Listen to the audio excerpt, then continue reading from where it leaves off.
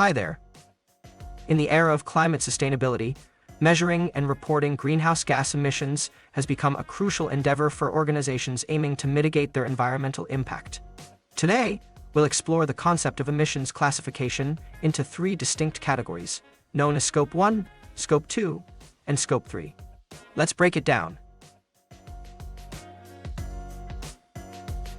Scope 1 emissions encompass the direct emissions arising from sources owned or controlled by an organization. These emissions are often within the organization's immediate influence. Common examples of Scope 1 emissions include emissions resulting from fuel combustion in facilities like boilers, furnaces, and vehicles. Additionally, fugitive emissions stemming from stored fuel also fall into this category. Scope 2 emissions, in contrast, are indirect greenhouse gas emissions linked to the use of electricity, steam, heat, or cooling for an organization's operations. These emissions are often associated with external energy providers and are categorized using two distinct methods: location-based and market-based.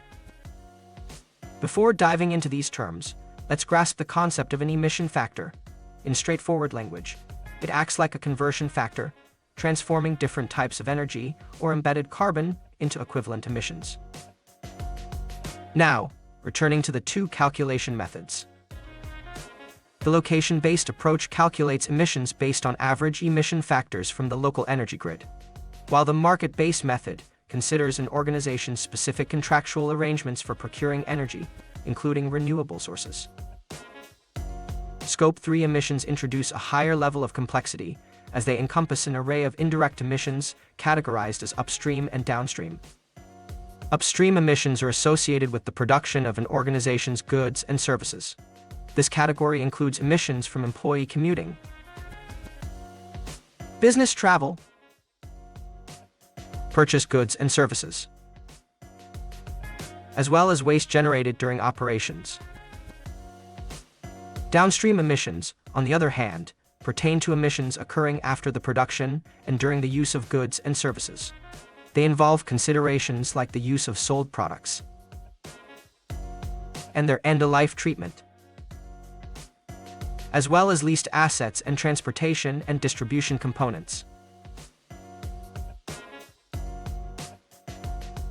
Understanding and categorizing emissions into Scope 1, Scope 2, and Scope 3 is essential for organizations committed to addressing their climate impact.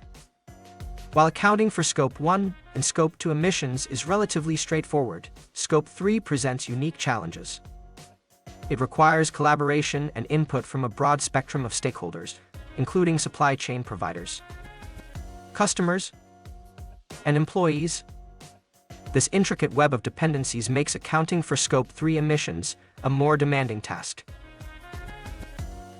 To calculate emissions for each scope, organizations can turn to general guidelines provided by authoritative bodies, such as the GHG Protocol and the Environmental Protection Agency, EPA, or sector-specific guidelines in some cases.